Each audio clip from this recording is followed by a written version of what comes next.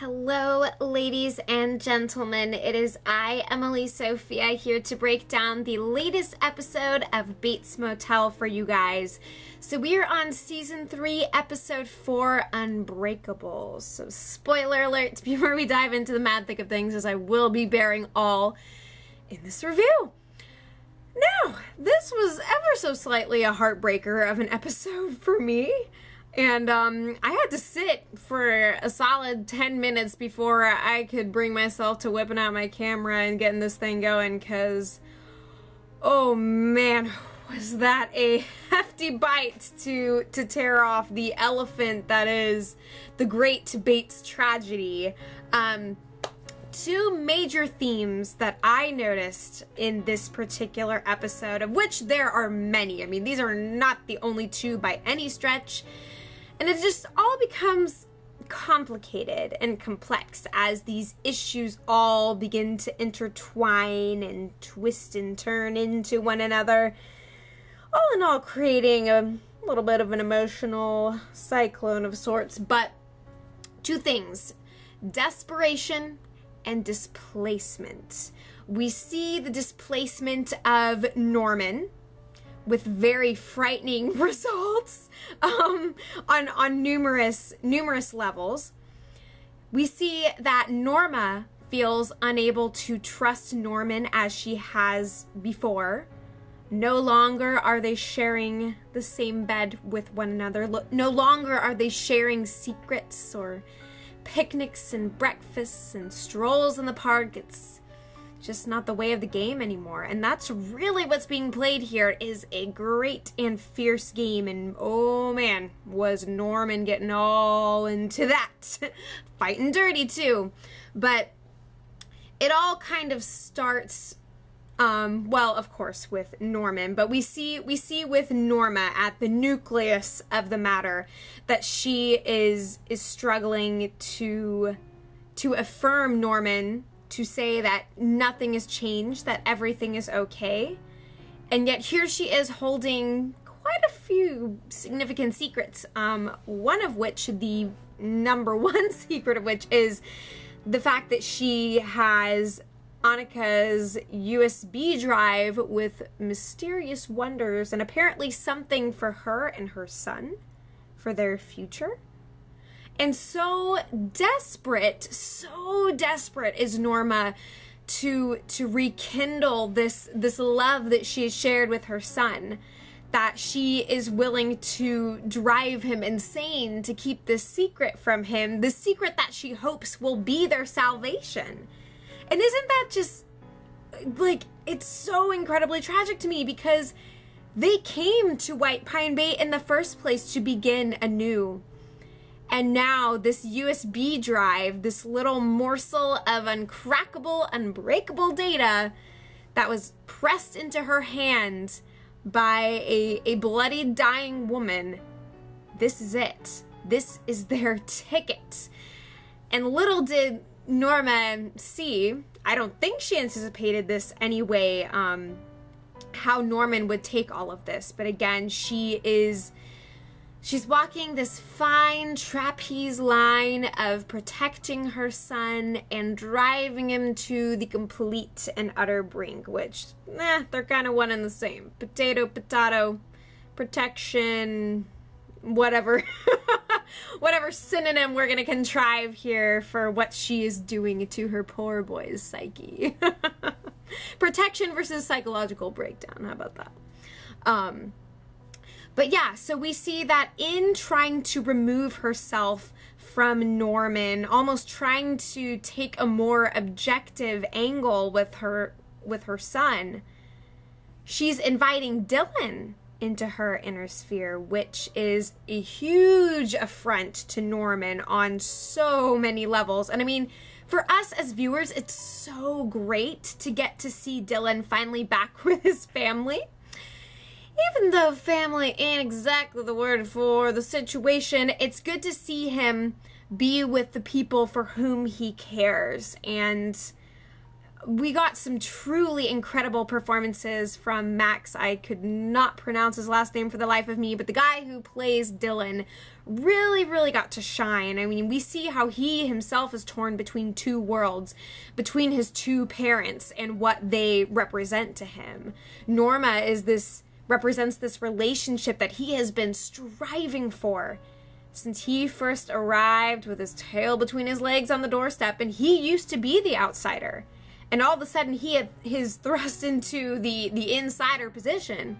He's in the hot seat because, well, Norman is blacking out again, and shenanigans are ensuing, and he's got a girlfriend, and, lots of dynamics afoot. But Norma has kind of become the center of a very dangerous universe, a trifecta of all these men who share very different passions for her, but nonetheless are so anxious to have her love, to have her affirmation, to in Caleb's case, to say that he's sorry. In Dylan's case, to simply be there, to be someone who is trusted, to be someone close. And for Norman, well, everybody wants to rule the world, right? And what happens when your mother's your world? Nothing wrong with that. But, oh man, yeah, it's so... I feel like I need a whiteboard. I need to, draw this out. Here's Norma, draw everybody else, and, make all the lines and connections, because there is just so much happening here in the heartlands, the badlands right now. But, yeah, I totally lost my train of thought in the process of all this. But, yeah, my heart is so breaking for Dylan right now, with all the progress that has been made, and yet getting wrenched into this whole terrible secret brewing in the underbelly of White Pine Bay. We're getting deeper and deeper into the madness of this town, and thus simultaneously and accordingly getting deeper into the madness of Norman Bates himself. He is honestly scaring the crap out of me. I mean, we had that freaking jump scare scene where Dylan's got the USB drive. He's going to take it to the barn. Can't bring himself to bring it to the police. It's Norma's future, this and that, and all the things, and trying to be, finally back with his mother. And then, just as he thinks that he is in the clear, what do you know? It whips right around, and there's the freaking psycho himself, who follows him into the woods to discover dark and dastardly secrets. And I knew that was going to happen. I knew that was coming this season. But as to what element that is going to bring, and how Norma is going to take this information because of how she has tried to emotionally posture herself, the connections that she is trying to forge, and the ground that she's trying to lay, it's so crazy and complex. And never before has the show struck such a painful balance with all of these relationships, everything feeding into the other, and this whole trickle down from the core of the Bates family,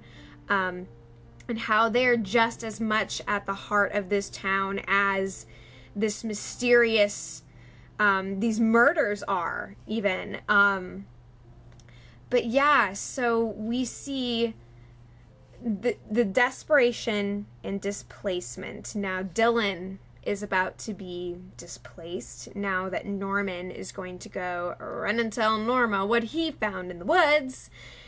And then Caleb is probably going to get displaced, as this fledgling connection that he is finally forming with his son is probably going to dissolve under the pressure that Dylan is experiencing, thinking that he can finally have it all. Finally have the best of both worlds. This new relationship with his father-uncle, who I have no sympathy for the man. I really don't. This whole, I loved her so much I couldn't let her go. Not buying that. Not for a freaking second. No matter how many tears or how many roofs you fall off of, it's not working for me, man. Sorry. You blew it. And yeah, it was just like, I understand that he's trying to be vulnerable and make himself known and kind of take ownership for things, but he's really not. it's all just the intoxication, the delirium of being so close to this woman that he loves. I mean, sure, maybe there is remorse on some level, but if he truly loved her, he would have stayed 1,000 miles away from this place. He would have stopped trying to tamper with things, stopped trying to win the graces of his estranged son. He would just stop altogether and move forward. But then, of course, the centerpiece, the core of this show is family. And it seems to draw everybody on in, like it or not, with this just sickening magnetism. And we see all these relationships coming and going, and all these synapses are firing, and others have gone cold, and oh man, it is the freaking, I don't know, it's such a beautiful show, and I love it, and I really hope that people are sticking it out, and I want to see this all come through to the end, whatever it's gonna look like. But man, there's just so much to say in this episode. We got to see just a little bit of everything going on.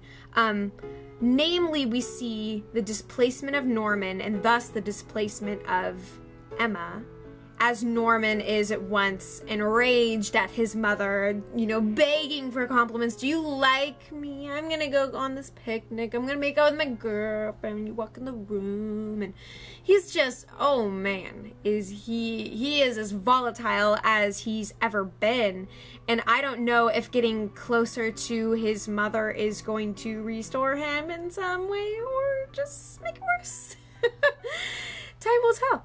And time is about 7 days now, so we'll see what happens there. But oh man, I also feel terrible for Emma, who is just trying to have a relationship and is trying to help Norman get through the stress of the murder and this and that. So they go find their nice little cabin in the woods, crackling fireplace, getting that mood right. And then a certain conversation that Norman had with his mother, who thought that she was the babe getting taken on the picnic. It all comes back to him. So no matter how outraged he is, no matter how much he's trying to get back at his mother is always with him. And we see Emma say that she didn't think that his mother was coming on the date. But the fact of the matter is that Mother comes with the full package. Mother is very much entrenched in Norman now and is starting to become her own kind of force entirely. So it's all this crazy jealousy, frustration. Norma is jealous of Norman, who's jealous of Norma, and so they are just sniping back and forth, which ultimately leads to Norma declaring that he cannot have sex with Emma because she physically cannot handle it, and she's gonna hurt him if he hurts her, and Now we know that Emma has not really been the object of sexual desire for Norman. The only part of Emma that I think Norman is using is the semblance of sexuality. We see that in the moment where he has the perfect opportunity to be intimate with her. Can't make good on it. Mama's watching. And that, of course, is not exactly very much at all okay with Emma, who, like I said, is simply just trying to be with someone she really likes, maybe even loves. I mean, it's gotta be love that is keeping this sister in the business, because she has put up with madness and a half. But he gets the opportunity and he declines, reiterating what Norma had said, that he could kill her. But we know that deep down it is that his connection to his mother, to Norma, that is holding him back, and then the mother in his mind that is telling him, don't you be going there. So it's all these Norma voices that are going on for him. And so while he is on one level out to get Norma, he is still tethered right back to her. Cord between their hearts, man, I tell you what, it shall be the one that strangles them both. But yeah, so that ends poorly. Things kind of generally end pretty poorly for everybody, except, well, Norma doesn't really know what's going on at the moment. But so then there's this whole Arcanum Club business, which is really what I like about this particular plot line is it doesn't detract from the central dynamic with the Bates family, and in fact builds it up because of the way that Norma and Norman are involved with Annika. The fact that Annika made it a point to, with a bullet in her stomach, make her way on back and specifically get this information, this data to them. So they have become the source of all kinds of hullabaloo. Alex Romero is snooping around, and then Bob Paris's guys are getting their hands into it, and there is just, it's a whole nother level of not exactly okay. And it's all happening at once. What do you know? So there are wars brewing on quite a few fronts that we got to see unfold in this episode. Desperation and displacement.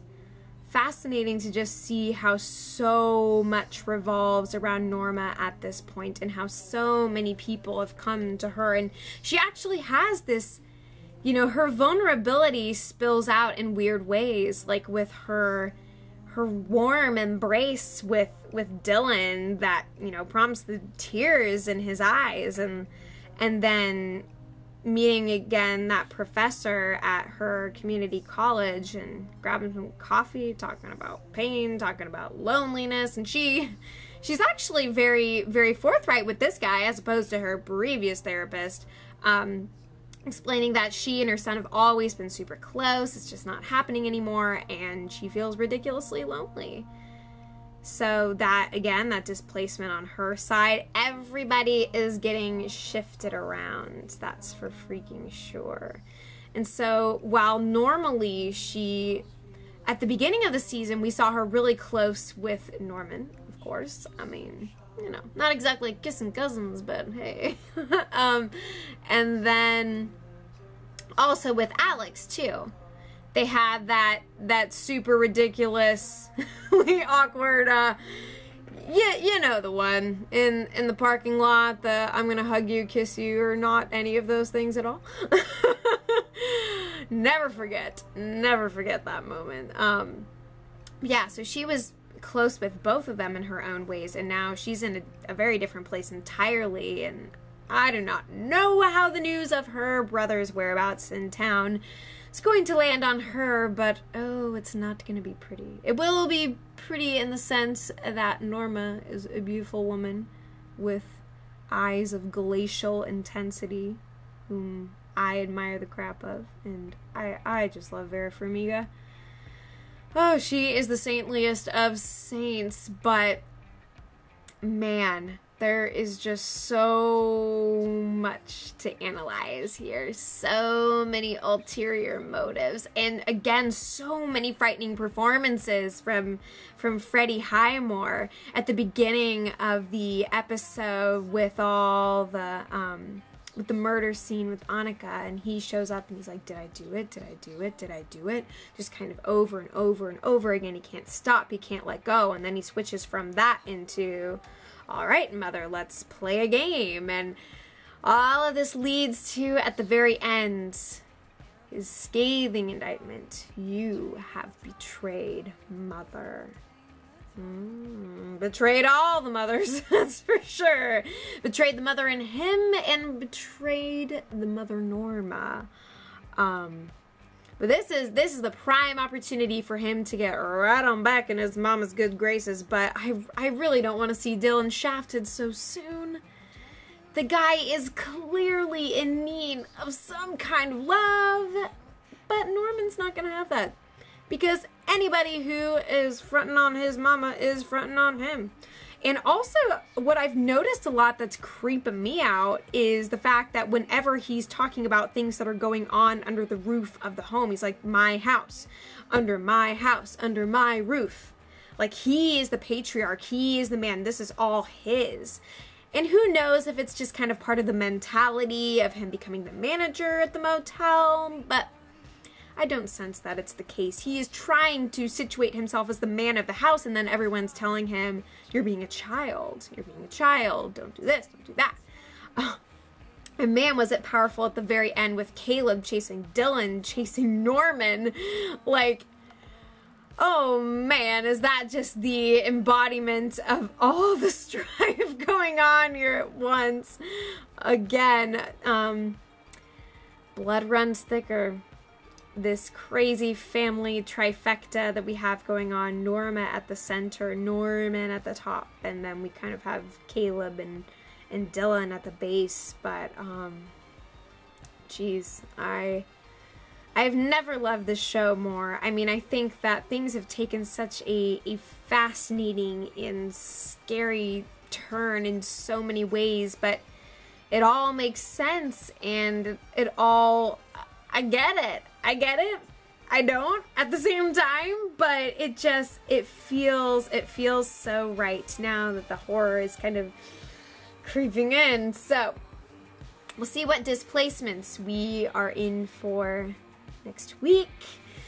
What new forms of desperation we shall witness, but as always, it's going to be maddeningly entertaining and heart-wrenching, breaking all at once. I am feeling that. So I hope that you guys are enjoying the season.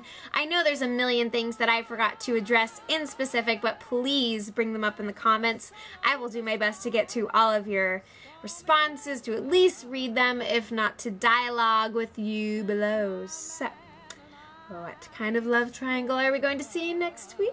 Well, I would say you decide, but this is all very much beyond us. It is all far, far out of our reach, and yet we are also in the thick of it too.